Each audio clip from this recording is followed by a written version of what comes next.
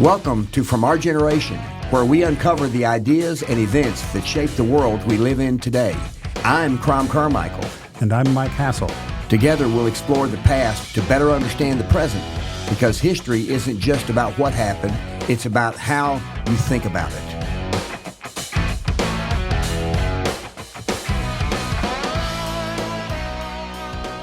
Well, Michael, it is Friday, July 17th. Good morning. Have you had a good week? Well, everything considered, yeah. All right. Since I just had surgery the week before, and I'm still, carrying around some effects of that, but they're minor and about to be over. So. All right. Well, good. Good for you. Good for you. Well, I've had kind of a typical week. Nothing. No highs, no lows. And so we'll get to it here in just a bit. There were some things you wanted to talk about, but before we get to those, I just kind of want to have a very just quick review, because you and I we're trying to build a foundation that people can use to kind of think about whatever it is that they choose to think about. Yes.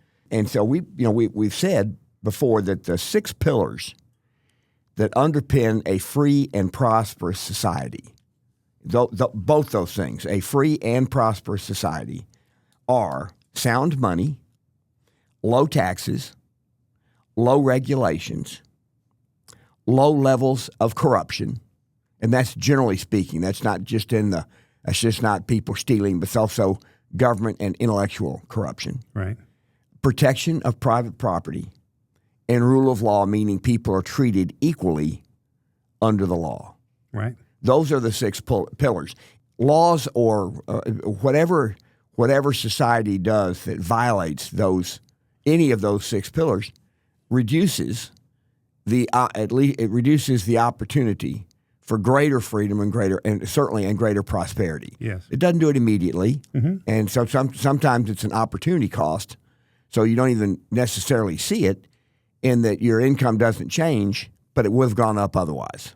Right, and you could have some outcomes within that are not just. It's not perfect. Right. It's not immediate, but it's generally the direction that things have to go in order to be free and prosperous. Right, and human nature, as you point out, nothing's going to be perfect over time, because that's human nature isn't perfect, and there are a lot of imperfections that are in human nature that we try to take into account in setting up in the United States, in setting up our government. By the way, we're not going to get into it today, but our Constitution, this birthright citizenship ruling by the Supreme Court, has caused me to go back and look at a whole bunch of Supreme Court decisions. Yeah. And the history that goes all the way back to before our country was founded, and it's a fascinating thing. But we're not going to get into any of the details. Okay, well, let's get today. to what we are going to get into. So we are going to, and that is that I brought up to you that Democratic Socialists of America have come out with a new platform. And so I sent that over to you, and I wanted to talk about that platform. And then you said, well, before we do that, you had a particular term that you wanted to talk about and go into in depth. That is a term that from the Democrat Socialists, and I guess they call themselves. They don't really call themselves a party, because they think of themselves as a part of the or something, as part of the Democrat Party. Yeah, like a caucus or a coalition within the party. Yeah. So what was the term? Well, I think it's worth saying first that John Fetterman has announced in the last week that he's going to leave the Democratic Party if they go against Israel, if they vote against aid to Israel, right? And I think in general, it looks like to me there are some deep schisms within the Democrats that may split the party in important ways. The Democratic Socialist one is the other one. I wasn't quite aware that the Israel issue could rise to the level of splitting the party. Fetterman has pretty strongly indicated that it will, at least in his case, and maybe some others. But with the Democratic Socialists, the phrase in their platform that I wanted to vamp on is taking democracy beyond the ballot box. That's their. You're putting that in a quotation mark. I think those they want to take democracy beyond the ballot box. Yeah, I think I've read where Mamdani said that. Okay. Whether it's in the platform, I don't know, because I haven't read the platform word for word. But that's the spirit of one of the things that they use to articulate how they want to change the world. And so, what do you think he thinks he means? Well, I think he thinks it means we're going to be fair and equal in all realms of life, not just in the way the government is set up. Okay. Okay. I think it's a disastrous idea because if you then go beyond voting, the way people vote their representation, and democracy has a specific meaning in that context. If you then go into what they used to call levelers years ago, you remember we talked about this in Knowledge Products. The levelers were people that were basically Robin Hood. They wanted to take from the rich and give to the poor, and they thought that was a good thing. Okay, I don't think it's a good thing. And there's so many ways that they want to engineer society to fit their view of a utopia in terms of what people own, what privileges they have, what powers they have.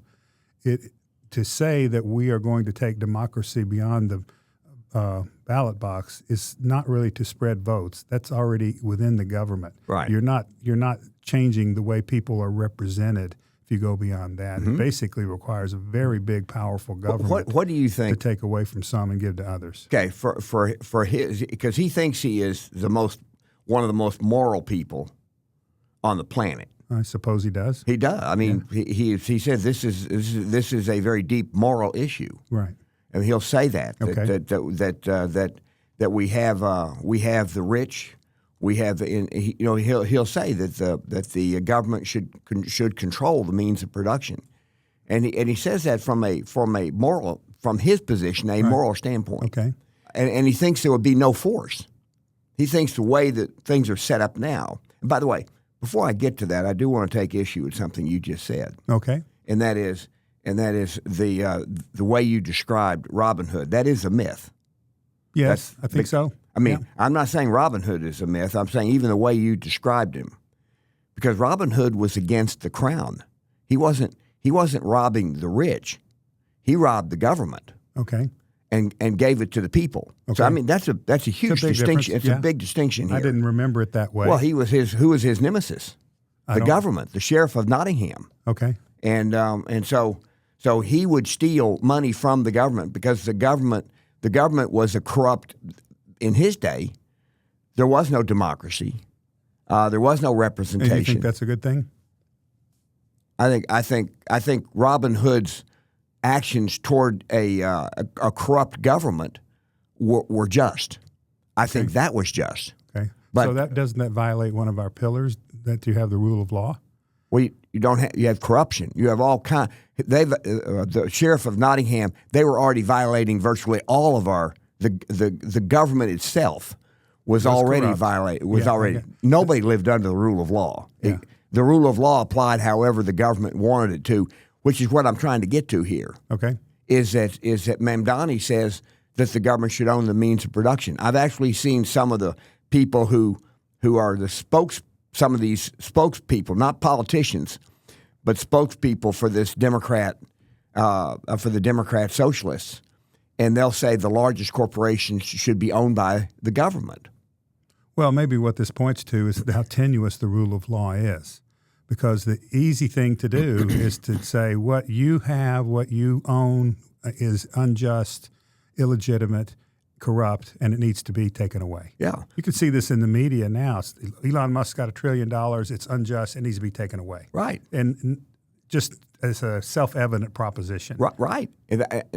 Exactly. And but in doing that, they've now gone beyond taking money away from Elon Musk.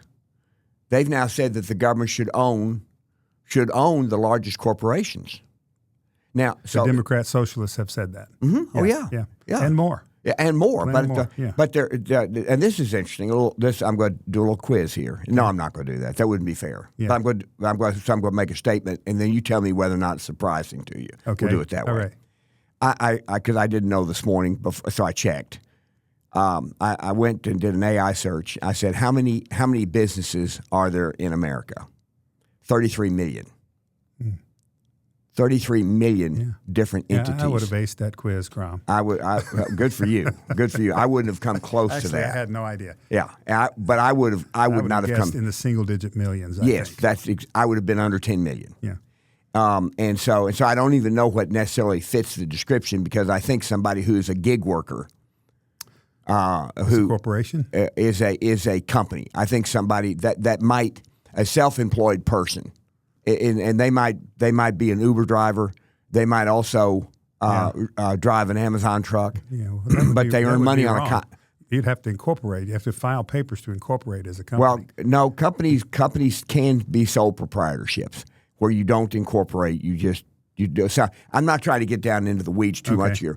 But the point I'm trying definition. What is a company? Yeah, but the point I'm trying to get to is this: if there's 33 million, certainly the S&P 500 would constitute the ones that the Democratic Socialists think that the government should own. Yeah. Because there's only 500 of them. And so when I checked out to see what the total value, stock market value is of the 500, S&P 500, it's $69 trillion. So they want to just take that for the control of the government. Well, when you say, that's what they say the government should own it. Yeah. But if you take it from where it is today and move it from there to the government owning it, that means there's going to be $69 trillion of wealth transferred from the current owners of those companies to the government. Right. Every retiree in the country who has any stocks is going to see their retirement completely devastated. Yeah. Because it's going to be seized. Sure. I've not seen anyone who is interviewing these people, even the people who are on what you would describe as conservative networks, asking what would happen to all the retirees who've lost all of their retirement wealth by your transfer of wealth to the government. What would happen to them? Do you let them starve? Yeah. This reminds me of an interesting story from decades ago. When I started my career, integrated circuits were new. They were just starting to make, chips in volume. Oh, wow. And Okay. one of the guys I had worked with went to work for a consortium in Texas that was, quasi-public. It's kind of half government, half private enterprise. It's one of these mixes that kind of weird. But essentially it was governed by public boards. And so I was talking with the founder of this company I had worked for, and he was talking about how great this was and how well motivated they were and what great things they could do in the world with this thing. But he said the politics, if they just didn't have the politics, it would be fine. And I said, Dave, by the nature of the place, it's going to be political. That's the way they make decisions if they're owned by the public. So what you're doing, and back to your case, you're taking $69 trillion worth of wealth and putting it over here in another bucket to govern it by political means. And then politics. Yeah. And so there'll be a whole series of questions that I would ask. I'd say, if some of these 500 companies, these big companies, like, for example, in the past, General Motors went broke. Chrysler went broke. How are companies that are losing money, how are they funded if the government owns all the companies? Yeah. How's it funded? And then if you get into it, how's that working in other countries? And they don't ask these questions. So I want to get back to your point, though. I just want to make the point. Yeah. This is the definition of capitalism, is that capital is privately owned and it's invested, and then you own the fruits of that investment. Yes, and by the way, do you know who coined the term capitalism? I don't. Karl Marx. Okay. It's a pejorative. Okay. In his world, it was a pejorative. A capitalist was a bad person. See, you own what you've bought. You own what you've bought. We've talked about, you own your labor as a natural right, a self-evident right. Mm-hmm. There's 3 of them mentioned in our Declaration, I think it is. Is it the Declaration of the Constitution?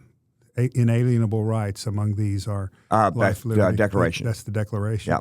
Well, property was one that they considered and didn't put in there. I think probably because property was considered a subset of pursuit of happiness. Yeah. Okay. That's okay. What it was considered. Right. It was included, but it was included it was assumed to be understood. And so I see that as the same category as owning your labor. Mm-hmm. You own what you've You own your bought. time. You own your time. Well, you own your time. You own your time, but you also own what you've done with your time, which is to make money which is then capable of being invested. All right, now hold on. You own your time. This goes back to the island. Yeah. You own your time. If you don't use your time on the island wisely, what happened?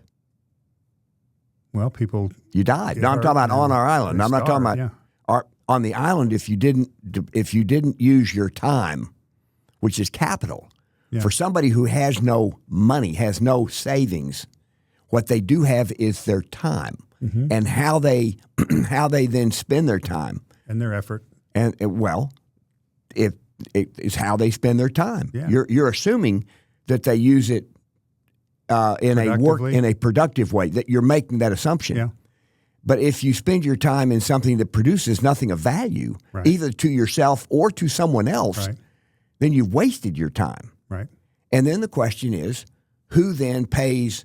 Whose time is then used to provide you with the means to live?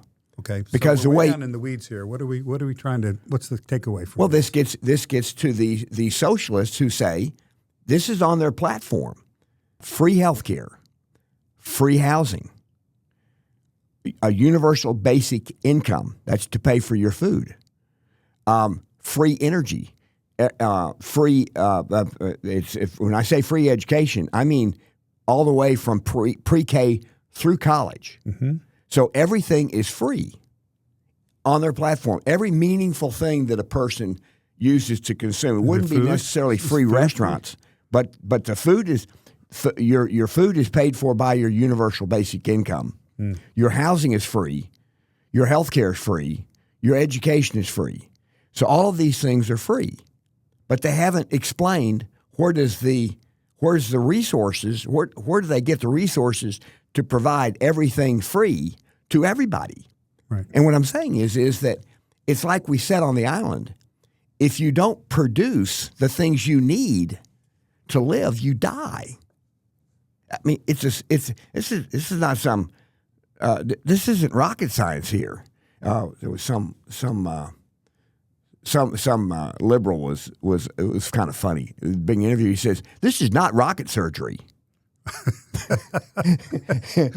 And I'd say, "You're right. Yeah. It isn't." Yeah. I guess that's where you do rocket science in the brain surgery operating room. You do it together, in space. So at any rate, but it's so interesting to me because this democratizing. Go back to the phrase that you taking democracy beyond the ballot box. Okay.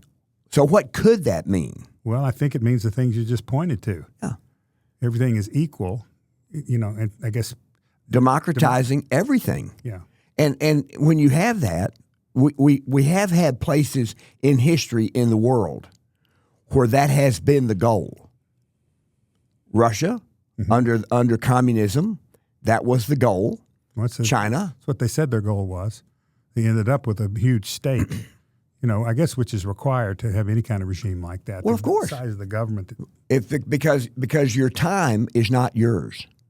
Under a form of government, whatever it might be, if you don't own the fruits of your labor, you might own your labor, but you don't own the fruits of it. Then that means you don't even determine what you're allowed to do. Right. And that's where the questions, when I see these people being interviewed, there's a lot of things they say that, boy, that really sounds great. Gosh, wouldn't that be a great world? Wouldn't that be great? Yeah. Man, I could relax. I could do what I want to. I could take a job that inspires me. That where something I don't even know what it would be, but it would make me happy.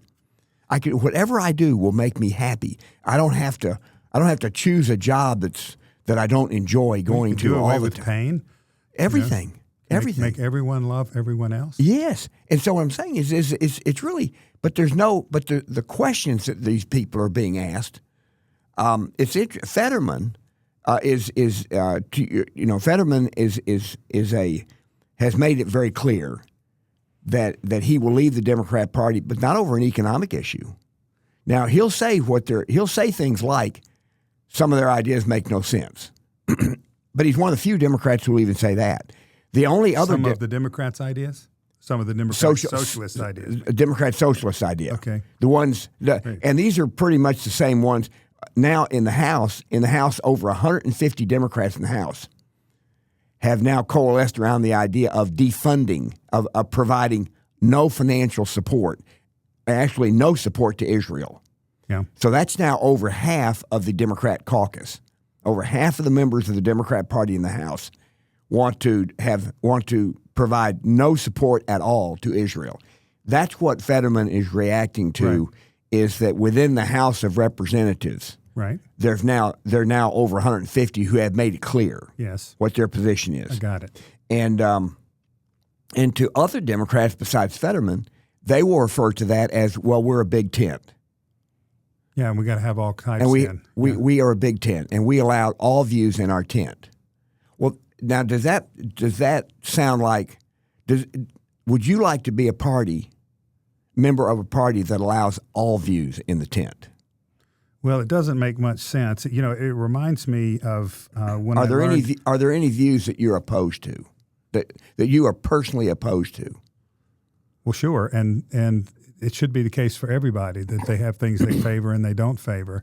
Not everything is. It reminds me, as I was just beginning to say, of learning about what fundamentalism means.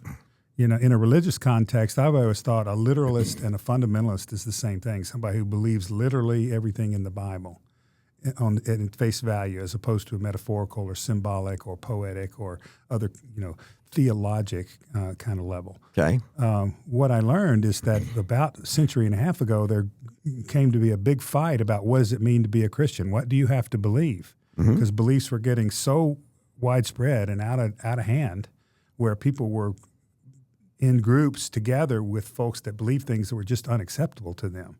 And so they were starting to say, you can't be a Christian unless you believe X, Y, and Z. For instance, the literal crucifixion, for instance. And so fundamentalist means that you're insisting on a fundamental either belief or set of beliefs in order to belong. Okay. And so I think there's reason for that, because there's crazies. And some of them don't belong in a party that's trying to govern. But on the other hand, if you're too pure, you end up with a sect of one. If you divide with everybody that disagrees with you, you're going to end up being alone. So you do have to have some tolerance for different points of view. Mm-hmm. So where's the line? And I don't know that you could draw one. Oliver Wendell Holmes, who I think is one of the fine justices. He was talking about the Constitution at some point. He said, the Constitution is not a document that was designed for people who agree with each other. Yeah. It was designed for people who disagree with each other. Yes. And so to me, when you listen to the Democrat Socialists, they want to see a world where everybody agrees with them. Right. And the only way that everybody agrees with them, the only way I can make everybody agree with me is through force. Right. Because at some point, somebody says, I just don't agree with that. Well, you will, or else. Right. And the else has to be so bad that the person capitulates. Yeah, I wrote a book on polarization and disagreement. And these trade-offs. Yeah, deep trade-offs, I call them, because there's equally valid things that are highly in conflict, like equality and liberty. The more liberty you have, the less equality you have. The more equality you have, the less liberty you have. As just one example. Okay. But one of the things I realized in thinking about and promoting that book is that the problem is not disagreement. It's not like we're going to all agree on things. Mm-hmm. The problem is coercion. Correct. And that's why we get back to our 6 pillars. Right. They're not coercive. They are really tolerance. So and Bernie Sanders is now a multimillionaire. Mm-hmm. He's one of the richest people in the country. Yeah. By definition, he's in the top 1/10 of 1%. Yeah. But he still is angry that Elon Musk has as much money as he has. Yeah. So no matter how much money Bernie Sanders has, if there's anybody who has more, then that person is immoral. Because Bernie Sanders has said, he has defended his money. I've worked for every penny that I have. You remember Peter Grace? Oh yeah, He did all these government efficiency commissions and things, and for Reagan. It was Yeah. back in the 80s. yeah, a long time ago, and he endorsed our work at Knowledge Products. Yes, he did. Very helpful. But he, defined. You know how he defined wealth? Yeah, three. Somebody is rich if they have 3 times as much as I do. Yeah, And that applies to everybody. Yeah. What I have, somebody's wealthy if they got 3 times as much. right. It's a very different number for you or for Peter Grace than for me, but the definition is the same. Right. It's a psychological point. Psychological thing, and in a free society that is prosperous, and this is key, because this isn't just about freedom. This is about as much prosperity. If somebody asked me, they said, "Well, what do you want the goal of government to be? Not how it's necessarily set up, but if you're going to set up government, what is it? What's the goal?" And I said, I believe the government's goal ought to be to have the greatest amount of prosperity for the largest number of people possible. Sure. And Can I add to that?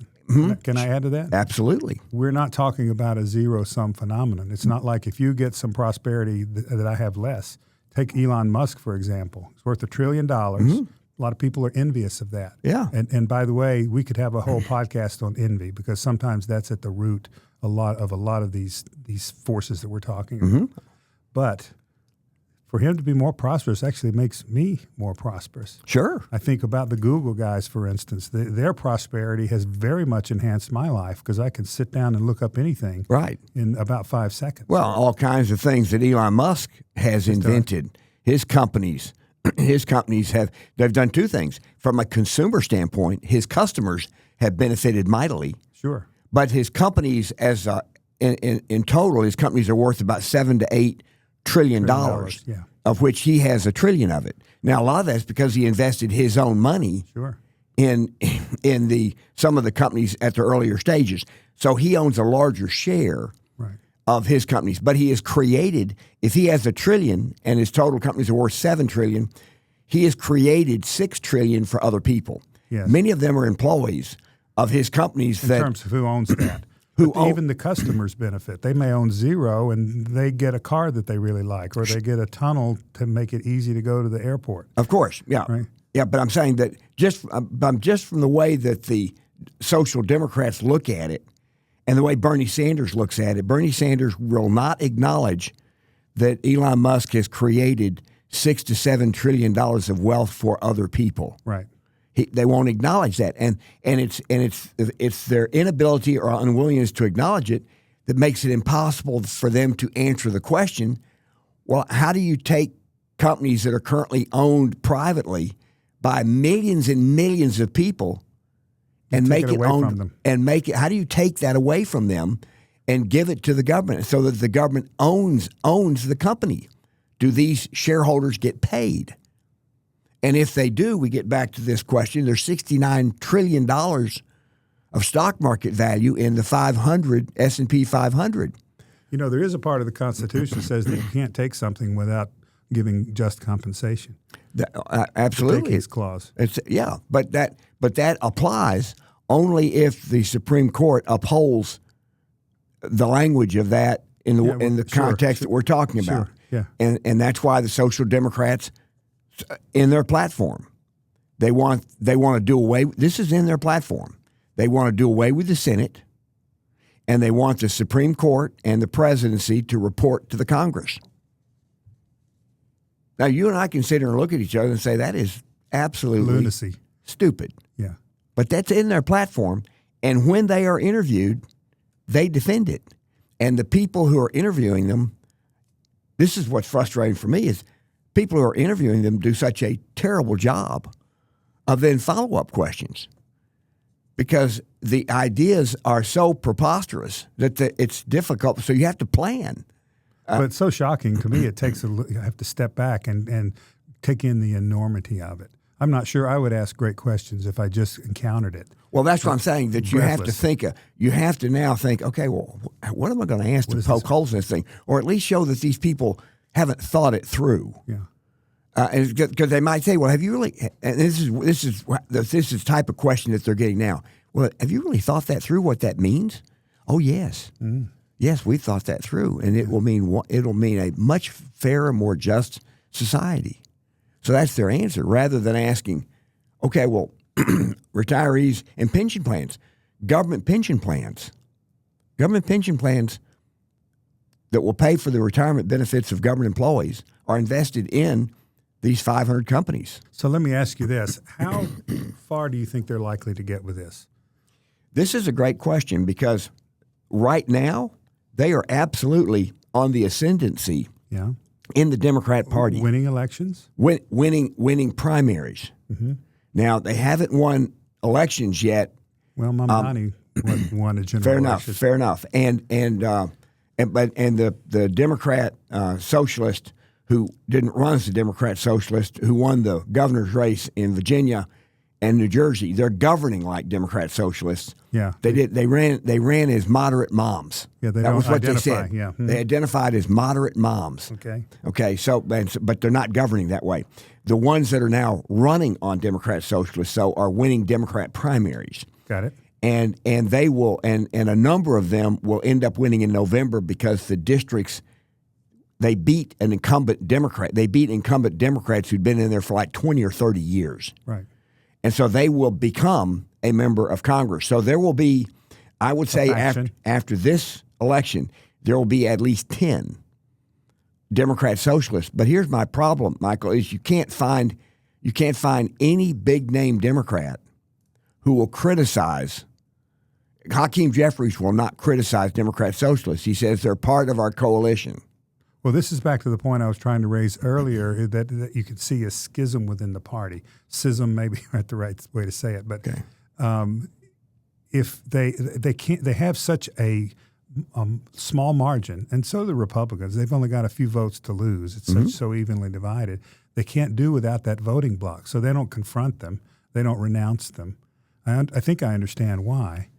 But as it grows, I think there's a lot of people that are smart enough in the Democratic Party to know that is a dead end. That's a black hole that they're driving. James Carville will say, he's basically, I can't be in a party with that person.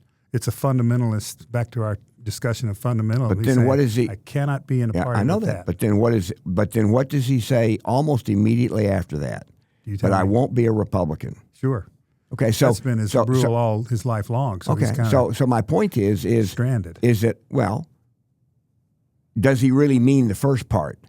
I can't stay in the Democrat Party if they go this way, but I won't be a Republican. Yeah, well, so does that mean he doesn't vote? That's a fair point. I don't think he's likely to leave the Democratic Party. No, I think when it comes time to vote, he'll and this is where it's where the energy and the money in the Democrat Party is with the Democrat Socialists, because the Democrat Socialists are essentially part of the government employee unions. Okay, so back to the question. Yeah. How far does this go?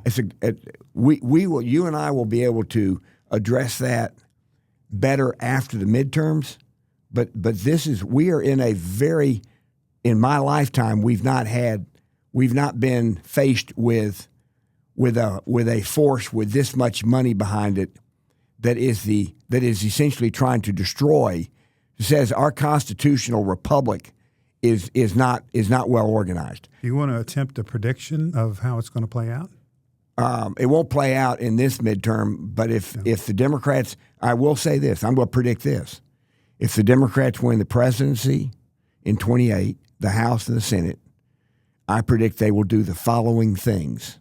I predict they'll do away with the filibuster. I believe they'll pack the court. I believe they'll add Washington, D.C. and Puerto Rico as states.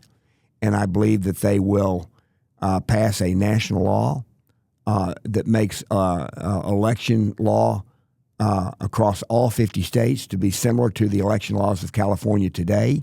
That will be challenged, and a newly packed Supreme Court will rule in their favor. And that then is the beginning of a tremendous fight. Because because do you believe that the mayor's race in Los Angeles was honest? Not for a minute. Okay, I don't either. But it stands. Right. And not one. Have you heard one Democrat question the results of the mayor's race, the primary in No, not one. And so when not a single Democrat will stand up and say that there's something wrong there, and we need to fix. That was Trump's speech last night. Was mostly about our election laws are bad, and he blamed a lot of it on China. I maybe there is some blame for China, but I blame it a lot more on the power of the government employee unions. And China didn't make the system, and I don't think he was blaming them for the way the system is. He just said they've hacked it. Yeah, it's not secure.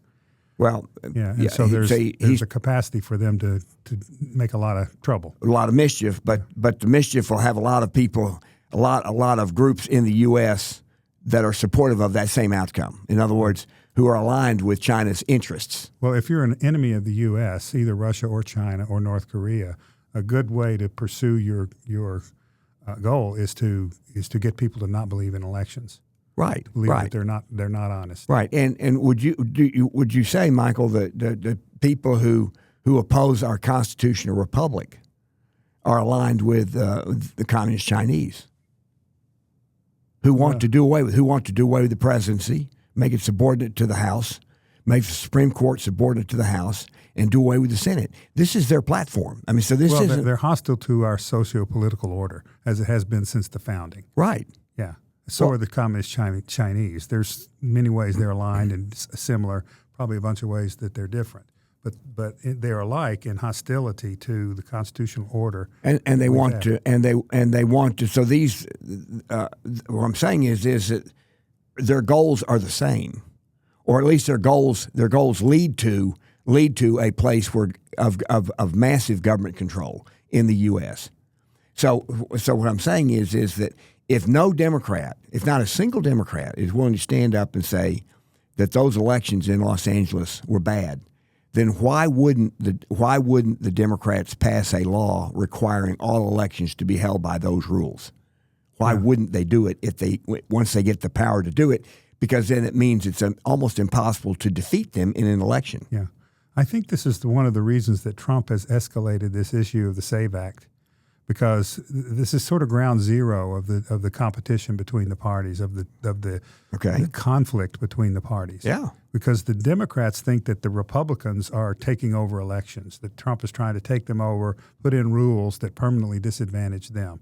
Alyssa Slotkin has said this. If this passes, I don't know, but this is what she says. I know. I agree that that's what they say. Yeah. Okay. I don't agree that that's what they believe. Okay. I believe that Democrats know that there was cheating in the mayor's race in Los Angeles. I believe they know that. They're fine with it because it got the result they wanted. Right. And when I'm saying that not one Democrat has spoken out against it, that is what concerns me. So when you say it's a small portion of the Democrat Party, I agree. But if they ever get power to do what they want to do, the first things they will do are the 4 or 5 things I just said. That doesn't get into taxes or policy or anything. It gets into control. Right. And if they get to where they control the elections, see, I believe the 2020 election had a lot of terrible problems to it, and I believe that election. I'm going to focus exclusively on the state of Georgia, but what I'm saying about Georgia is true in 6 other states. It's just that I know more about the specifics of Georgia. Right. Because a friend of mine has a publication that has a digital newspaper in Georgia, and so he was able to sue the state of Georgia to under the Freedom of Information Act to get them to give him information, which he finally got. And the information finally showed that there were 350,000 ballots that were counted in the 2020 election in Georgia that did not have a chain of custody, meaning nobody knows how they arrived at the place where the votes were counted. And the swing in the election in Georgia from the time that they closed the voting the places where they were counting votes, the swing in the count between the time before that and the time after is statistically incredible or uncredible. Non-credible. Yeah, non-credible. So Biden won by 11,000 votes, but there were 350,000 votes that were counted that nobody knows how they got there. Right. And so just to elaborate on that, you're speaking of the drop boxes where you just put in a ballot, and that led to ballot harvesting, where people went and got things out of nursing homes and they just dumped them in a box, and nobody knows if it's a real voter or not. Well, we don't even know if they got them out of nursing homes. I know. They could have filled out 100 ballots and stuck them in there themselves. That's right. Okay, and so nobody knows if that happened or not. Right. And so they set up a system so you can't know, because once they strip away the envelope. There's no audit possible. Right. And so that's why Democrats say, well, there's no proof of what you said. Yeah. Well, there is proof that there were 350,000 ballots that were counted in Georgia that didn't have a chain of custody. Yeah. Now, whether or not those were 350,000 valid ballots or 350,000. Some of them may have been valid, and that's what you'll see the people point to. They were armed forces overseas. There were people that work out of the country. There are legitimate reasons. Actually, Mike, those are not accurate because they didn't go through the drop boxes. Okay. Well, they would have gone through. What I'm saying is this. They would have had a chain of custody? If it goes through the mail, that's chain of custody. Okay. Okay. So, in other words, the Postal Service delivered them. Yeah. These are ones where they just showed up and nobody knows how they got there. Yeah. And so the opportunity to cheat is obvious. Is obvious, yeah. And so self-evident. Yes. And so this is where I'm worried that a small faction of the party, because I look at previous countries that have had terrible revolutions. It isn't because the majority of the people wanted a revolution. It's because 1 or 2%. In the case of Russia, it was 20,000 people out of over 100 million. It was 20,000 who toppled the Tsar's government, decapitated it, and imposed their will on the people, and then within a relatively short period of time, murdered thousands of their political opponents. I guess you had something similar in the French Revolution. Of course, yeah. And the French Revolution wasn't, but the Communist Revolution, Bolshevik Revolution in Russia was better organized. The French Revolution devolved into chaos. Yeah. But it ended with all the revolutionaries themselves being killed by people who were even more revolutionary. Yeah. And then it finally went into a state of utter exhaustion where it went 5 years where it was just chaos. And Napoleon Bonaparte came upon the scene at the end of that 5 years. The population was exhausted and wanted no more of the chaos. They welcomed a dictator. So they welcomed a dictator. Exactly. And that's what you and I are talking about. And so this term that you say that they're using now, it's a very clever term. Yeah. Because it sounds like it's expanding democracy and it's doing exactly the opposite. Well, if you think of democracy as something sacred and you don't have a specific idea what it means, I mean, we've spent several podcasts talking about democracy, and it kind of feels like personal sovereignty or the individual sovereignty. Right. That the government is accountable to the people. We're all for that. That's the spirit and the remarkable change of the American Revolution. First time in world history, the people got to be in charge. So now, what does that mean? Well, now wait. Okay, I'm going to push back on just kind of the way you said that. Yeah. Is that's not our government? Our government was not formed so that it would then carry out the will of the people. Our government was formed. It said here are the rules. Our government is here to protect individual rights. It's not here to let a majority take away the individual rights of the minority. Oh, I agree with that. They were very worried about the majority. And very worried. That's why we have a republic instead of they were suspicious of democracy in pure form. Yes. Because it's a mob. It can be a mob. It becomes a mob. Almost always becomes a mob. Yeah. And in fact, I can't think of a single time in history where a pure democracy has not resulted in mobocracy. So let me take another try. Which is the destruction of individual rights. Because the smallest minority is not a race, it's not a gender. It's every individual. Right. And no individual, even Elon Musk, can't stand up against democracy if it becomes mobocracy. Right. Let me take another shot at what I was trying to say. All governments up until the late 1700s had been based on some kind of authority, a king, a monarch, a head of the church, a tribal chief. There are various forms of it, but they were inherited. They were won through war. There was nowhere where the people hired the government.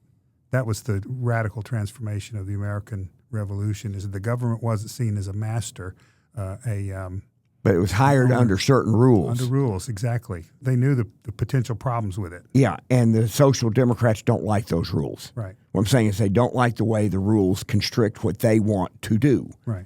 And so they want to change the rules in the middle of the game. It's interesting when you watch an athletic event, any big athletic event, and you say, boy, that was a great game. What is the one thing that everybody who watches a great competitive game, and if they conclude whether they won or lost, they say that was a great game? What is one thing that they all generally, I'm saying if the conclusion is it was a great game, what is the one thing that they all agree happened? That whoever the referees you're pointing to, I think it's that the referees were fair. Were fair, yeah. meaning that everybody played by the same rules, and the winner was the winner. Right. It wasn't decided by the referees. Right. Because in some cases you hear great controversy. Right. About a game where one side says it was the referees that caused that other team to win the game. Right. But we like it if the referees are fair. Right. Isn't that interesting? Yeah. We like it if the referees are fair. That's the same way that's the same way we tried when we first set up the government. Now there was a lot of imperfections and a lot of changes that we made over time. But when you get down to the aspirational message in the Declaration of Independence, if that's what we're aspiring to, then it's a government that protects rights. It doesn't distribute wealth. It protects rights, not distributing wealth. And that's the opposite of the Social Democrats. And so if you had something else. I did some research since the last time we were together, and I think it's very interesting. We take a little detour. It's about authority and ruling. Okay. As we're talking about this and how it changed around the American Revolution, what I looked up was the definition of the word monarch or oligarch or anarchy. Okay. They all have this root called arch. It comes from the Greek archi, beginning, first principle, rule, government. Okay. It means ruler. All right. So a monarch is one ruler. An oligarch is a few rulers. An autarch is a self-ruler, like autonomy, autarch. Okay. Patriarch is a father ruler. Matriarch is a mother ruler. Hierarch is a sacred ruler, a higher than a lower one, I would say. Hieros means sacred. It comes from sacred. Okay. Tetrarch is a ruler of 1/4. I think that comes from Rome. Okay. Okay, so there's all these forms of ruling, of authority. Okay. Anarchy means without rule. Okay. Okay. Yep. So then you go to the term krat or democracy. It's from the Greek kratos, power or strength. Okay. So it means power or dominance. So democracy is the power of the people. Aristocracy is the power of the elite, the best. Okay. Aris relates to best, so Okay. I think we would translate that to elite. Bureaucracy is the power of the desk or office. Technocracy is the power of the experts. Okay. Okay, so all of these are words we use all the time. I think it's useful to collect them in one bucket and say they're all pointing to authority and rule. And how And and rule who of law. and who has Who it has it? and Yep. and how they apply it. Right. And do they apply it in a way that brings about a result that is a common goal? Right. And in order to have a common goal, this is why I get to the game when I was talking about the sporting event. At the beginning of the sporting event, the goal is for the team that is the best to win. That's the goal. Nobody wants, before the game starts, nobody wants to think that the referees are going to determine the outcome. That's right. Nobody That's does. not the purpose of a competition. Well, It needs to be a fair unless competition. it is for it to be a good game. Right. Are there examples in sports where people are bought off? Do boxers throw fights for different reasons? Sure. And what I'm saying is that we look down on those types of things. We say that's bad. Right. But the way that the Social Democrats are expressing it is the best team shouldn't win. All games should be a tie. Should have equal outcomes. If equal outcomes, they should be a tie. Let me add one more thing to the research that I did, and that's this word arc or arch. Appears in a lot of English words unrelated to government, but they all carry the sense of chief or first or principal. Okay. Let me give you some examples. Archangel is the chief angel. Archbishop is the chief bishop. Archduke, chief duke. Architect is the chief builder. And the arch enemy is your principal enemy. And who is Arch Bunker? I'll let you answer your own question on that one. It's those a good are one. good though. I like no, it. No, yeah, that was, but those are good. Yeah. And it's these words. But these patterns are embedded in our language. Yeah. And I think it helps to see that so that now as we use those words, we're talking about patterns of influence, power, law. Now, let's I like this direction, so I want to go down just a little bit here. Because you're talking about how the Social Democrats are using this term. And when this first started, there are 3 or 4 themes now that have been going on now for years. And now they're becoming part of almost every left-leaning occasion. One of them is we are standing on stolen land. Mm-hmm. Okay, that is now the mantra of the left, is to begin every meeting by acknowledging, so saying we must acknowledge that we're standing on stolen land. Right. Why do they do that? Because it's now systemic. It's not a one-off. Why is it now? Even at Obama's presidential center, Valerie Jarrett. Yeah. She was the first speaker, and she said we must first acknowledge that we are on stolen land.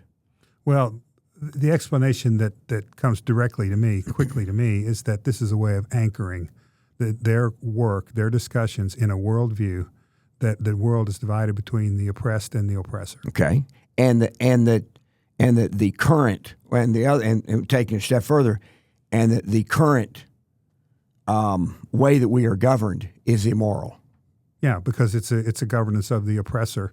And yes. against all of these people yes. who are marginalized and okay. oppressed. All right. So that is one of the things that now they begin the meetings with an acknowledgement. Right. We must acknowledge. Right. Then the next thing they do is, I'm not going to say it immediately follows that, but they will get into reparations. That this country was built on the labor of slaves, and that if it weren't for slaves, there would be no America. There would be no prosperity. And so, therefore, reparations. First of all, we have to acknowledge that our whole country was built on slavery. We have to acknowledge that, and then the solution is reparations. Yeah, keep going. And what I'm saying is, all of these things are designed. There's a guy named Gad Saad, G-A-D. His last name is S-A-A-D. Yeah, that's a Southern pronunciation of his name. I'd like to hear how he pronounces it, but go ahead. Okay, well, we're getting from our producer, we're getting the thumbs up that's how he pronounces it. Okay, well, he's in the South too. I don't believe it. All right, okay, well, anyway, he's written a book about suicidal empathy and how the West, that if you make people feel terrible about who they are, yeah, that they will destroy what is out of empathy, that they feel so guilty, and so attacking whiteness, attacking Christianity, attacking Judaism, attacking any of the God-given rights in the Judeo-Christian sense, attacking any of those things and the origins of those is part of a strategy to make people feel terrible about who they are, and these are things they can't control. You're a white male. Right. And you're also a heterosexual. So you are all of the things that are bad. And I'm all so of you the, say. Yeah, well, that's what they say. I don't. Yeah, I get it. That's what they say. Yeah. And that's what they say about me. And so so you're somewhere in a hierarchy. If you're a white married woman, that's pretty bad too in their world. So if you buy into that framing, if you allow that framing to stand, yes, they've already won half the battle. Yes. because you're fighting your way out of a hole. Yes, you're defending something you have that is, there should be no particular reason to defend it. And my response to Valerie Jarrett is, well, first of all, the Obama Foundation bought that land from Chicago for $100. That's true. They bought it for $100. Yeah. Okay. So if they truly believe that it's stolen land, why not give it to the tribes? Right. I mean, why not just go ahead and give it to them? Right.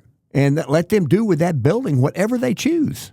There's all kinds of little things you can play around with and stuff, but you're still fighting the battle on their terms. No, I think that's reversing it. Say, well, why don't you give it away? Yeah. Answer the question. Why don't you give it back to the tribes? It's challenging it. Maybe it'll undo it, but I doubt Well, it forces them to say, well, I'm not going to. Yeah. Or you pass Trump ought to sign an executive order, and he ought to quote Barack Obama and Valerie Jarrett and take it away by executive order and give it to the tribes. Yeah. Somebody would have to sue to keep the tribes from owning it. But they've done it on their basis. And this is why I would challenge Bernie Sanders. Bernie Sanders is a multimillionaire who flies on private jets everywhere. Yeah. And he defends every bit of that. And he walks away from you if you try to go after him. Bernie Sanders, in my opinion, is the most powerful oligarch in the United States because he's been one for longer than anybody pushing the agenda that he's pushing. But the use of these terms and these new terms that are coming into play that you're bringing up, they're not separate. They didn't just happen. They're a wise part of the strategy. Yes. Another wise part of it is they've been doing for decades is to get insinuated at the level of education. Oh, yes. From K through university. And that's a great concern. There's a story about Brown University. There's a professor there, and Brown University is one of the elite universities in our country. Ivy League. Yeah. Yeah. And by the way, could you, while I'm talking, just real briefly, could you do a search and see if Brown University has an honor code? Okay. I would just be Would curious. you like me to bring you some coffee as well? No, just that one thing. Just that? Just that one thing. Because Okay. you've got your phone in your hand. I know. I looked up something I've been trying to say, but you keep going. Go ahead. Well, all right. Let me tell it so I can get off this page and look up what you All right. want me Okay. to. Yes. Confucius was he once asked what would be the first thing he would do if he were asked to lead the state, and his answer was rectify the language. Ooh, that's good. Okay, now let that settle for a little bit. That is thousands of years ago, and it's exactly about what we're talking about. Once you lose the battle over language and the way things are framed and understood, you've lost. Yeah, and that's really what I guess, Michael, a big part of this podcast really boils down to we've been discussing that. Yeah. And so while you're looking up, does Brown University have an honor code? I'm going to tell a story about a professor who allowed his students to do the midterm exams at home, and his class was an advanced class on mathematical economics. Yep. Okay. So and the average score on the midterm was 96. Okay, and the average score in the past has ranged between 60 and 80 when the exam was held in a classroom under supervision. So the professor became suspicious that the students had used AI, and so they compared a number of the answers that the students gave, because these aren't numbers. The answers are not just numbers. They have to provide reasoning. Right. And so they compared it to the results. They typed in the question that the professor show your work, asked. as they used to say in engineering school. You can't just give the answer intuitively. You've got to show your work that gets from A to B. Right. They typed in the professor's question into ChatGPT, and they found that many of these students all gave exactly the same answer. Using the same reasoning, which turned out to be eccentric. Yes, of ChatGPT. Yeah. Yeah. And it was correct, but a little unusual. But a little unusual way of getting there. Now, so then what the professor did was he didn't accuse anybody of cheating. He just said the final exam will be held in the classroom under supervision. and 27 students dropped out of the class. Out of how many? I don't know. You don't know? I don't know, but Okay. I do know It's a large portion of any reasonable size class. I do know that 22 of the 27 had scored 100 on the midterm. Yeah, if they were that smart, you'd think they'd hang in. You'd think they'd hang in, and then when the final was done, the average score was 48. When they did that, the average score of those who took the exam. Sounds like some of my classes at Georgia Tech. Yeah, well, and mine in statistics at Vanderbilt. You really learn from that. You know, we can talk about grade inflation sometime, but you don't learn a lot from getting told how smart you are. Yeah.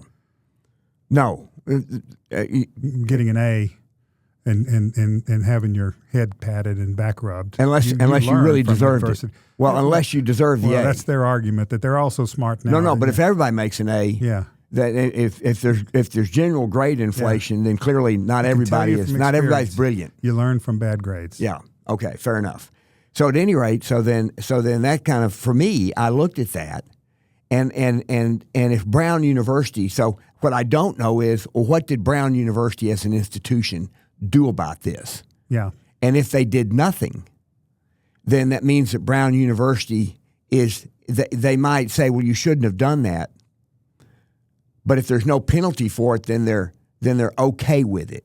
They're not advocating cheating, but they're okay with it. Well, this is an interesting layer of what it means to have a rule of law. You can have a rule, but if you don't enforce it, it doesn't mean anything. Exactly. So they do have an honor code at Brown. Okay. Basically, it says Brown students have work that should be produced independently. It says academic achievement ordinarily evaluated on the basis of work that a student produces independently. Students must submit academic work that uses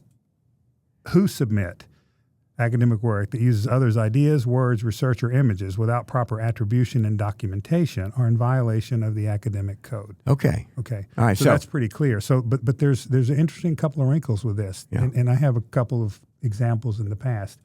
At one time, it was thought that you couldn't use a calculator because that was a prop. You needed to do the math in your head. Mm-hmm. And I can tell you, I have a son that depends on a lot of machines because he doesn't do these things fast enough in his head, and that's fine. He uses GPS and all that, but he can't tell if the machine tells him something wrong. Right. Okay. So if you know the innards and you could say that smells wrong, it's useful to have a backup to what the machine is telling you. Right. Right, but calculators were one. When my daughter went to college, it was a liberal arts college, and at the parents' meeting before everybody went home first year, they said, somebody stood up and said, "We are a writing family, and we're used to collaborating and editing each other's work." Now, this is a good way of improving your work. It's standard in professional circles to review things. Well, you and I did that. Yeah, sure. Yeah, back when I did a column for a local newspaper. And I would write it, and you were great at reading it and editing it, primarily for grammar. But then occasionally you'd say, "I think there's a better way to say that." Yeah. And I would say, "Fine," and then I'd turn it in. Now they knew they knew I had somebody who reviewed it. Yeah. So I told them and it was that. fine. They were fine. It improves things. Sure. But the point in this context is they said, would it be all right if we continue that with our daughter, who's enrolling at school here? And the answer from the stage was, we would be disappointed to learn that our students were turning in work that wasn't fully theirs. Okay. Which is exactly what we just read out of the Brown. If you're not using only your own work, you've got to document it and acknowledge it. Well, and acknowledge. So, here's my reaction to what Brown said. If those students wrote at the bottom of the test, FYI, I use ChatGPT. Right. Throughout to come up with to help me get the answers. Right. Then that would have been perfectly fine. Yeah. That would have been perfectly fine if it followed the rules of how the test was to be taken. Right. The teacher. I'm saying if they did it according to that, you have to provide. But I'm saying the teacher probably wanted to know their own reasoning, not ChatGPT's. In the story that I read, that part wasn't. Yeah. That part wasn't clear. Yeah. And in fact, it's not even clear from the story that I read that the professor explicitly said you can't use a search engine to answer the questions. And it was assumed. Here you get into all these gray areas. Yeah. Well, but the point I want to make is that if you don't use the tools as they come along, the calculators, the collaboration platforms that you have now on the internet, now it's AI, the most effective people are going to be the ones that can use AI plus their own abilities. Right. Right. And so you need to cultivate that. And so how do you do that? That's a good question. Because as you said, you still want to be able to think well enough to know that if you do a search, whether or not the search is within the bounds of making sense. Because I've done some searches where I get a result, I go, that doesn't make sense. And so I go dig deeper by asking the question a different way. Sure. And I get a different answer. Right. And it's in conflict. It's in conflict with the first answer. Yeah, and AI will get better. They're combing that stuff out. This is really the early days. You know, you get a picture of an animal with 5 legs or something. Because I've seen AI hallucinate. I had some old videos of my mother in West Tennessee doing a hula dance because her sister had a boyfriend in the military that's in a grass skirt from Hawaii. Okay. So she's in West Tennessee on a farm, you know, it's just a really poor black and white small picture. But now Grok has this technology where you can animate it. It'll make a video out of a picture, and it makes people look alive. And I gave this to my mother for her birthday. I did a bunch of pictures from her childhood. Okay. Well, you know, generally I did it in 4-second segments because you take a picture and you try to elaborate more than 3 or 4 seconds, it starts hallucinating. It put palm trees in the background. You know, wow. There was a scene of a family, you know, all playing instruments, and then they start going around the room and a bunch of people that are not in our family. Yeah, I just made it up. So I think what we're kind of concluding here is because it is important if there are tools that people can use to improve their productivity. Right. Then using those learning how to use them is a wise thing. Right. And so then it's a function of you have to let people know you did that. Right. So that the people, if they are grading you, right, they know the tools that you used. And for example, if you're a student, I'm going to say in the 4th grade, I'm picking that, and you're doing a simple math test, and one of them is you're using a calculator to do the simple math, and you score 100. What's the purpose of that? Right. That's not a math test. That's the calculator use test. Yeah. And so you haven't necessarily learned anything. I want to give a couple of other examples here and then wrap this up on this same area where you had in California where they trying to decide what's right and wrong in terms of stealing, or whether or not what is stealing. And they said and I think it was $900. But they passed a law that shoplifting an amount, I think it was $900, that if you shoplift less than $900 in any particular instance, that is a misdemeanor and it's not a felony. And it's created all kinds of terrible problems in California for retailers. And they have to lock everything up. Everything's now behind glass. Yeah. And or a lot of it is, let's put it that way. So it's created all kinds of problems. But to me, when a governmental body passes a law that essentially encourages shoplifting, because I'd say that encourages it, that's troubling. The other one is that the Senate recently held a hearing. California Senate? No, the U.S. Senate. Okay. Recently held a hearing on to go over the massive amounts of entitlement fraud that are being uncovered across the country. Yeah. Not a single Democrat senator showed up for any part of the hearing. These are things that tell me things. I mean, you can't find Democrats now who are opposed to waste, fraud, and abuse. They won't even say it now, because fraud is now part of the business model of blue states to monetize, to create dollars to flow into their state in very large amounts. Interesting thing to me would be how much of that statement can then be understood as fact, which we're trying to put forth here. We think these are facts, right? People who don't agree with it will say this is a partisan point of view. This is the way Republicans see their opposition, and it's not true. Well, the fraud is known. The fraud has been identified as businesses. So these particular facts are undeniable facts. Now, how the fraud happened is where you have this difference of opinion, because in states like Tennessee, there's very little of that type of fraud. because you look at the larger numbers and the amount of money spent on Medicaid per citizen or per population of Tennessee is $1,300. In Florida, it's $1,100. In New York, it's $5,100. In California, it's $5,000. That's telling a story. This is telling a story that, it's like Willie Sutton said, I rob banks because that's where the money is. Right. Well, you look for the massive amounts of spending and to find the fraud. Right. And if you go look, you will find massive amounts of businesses that are set up to do nothing but bill for entitlements and provide no service. This points to two things I want to mention. One is our struggles in the postmodern world with what truth is, with a capital T. Mm-hmm. Is it subjective in the way you interpret things and the framing that you put around it, or is it objective? Is it a fact? Is it based on evidence, et cetera? We have science that's well developed. There are methods for getting to facts. But I think in our political world, people resist even reducing things to facts. Right. Because if it's disadvantageous to them, they'll dispute that it's a fact. Right. So we spin our wheels a lot in confusion and arguments over what truth is. Yes. Okay, the other thing I want to say is that back to trade-offs. I wrote this book on deep trade-offs. One of the chapters is about reality and imagination. And when you think of facts in a scientific point of view, or even in a non-scientific point of view, if you believe that you love your wife, it's not easily provable. Okay. Friendships, hope, a lot of intangible things are not easily reduced to evidence, but they still are very powerfully true. Okay. Right. In one world, you compare things to the realistic alternative.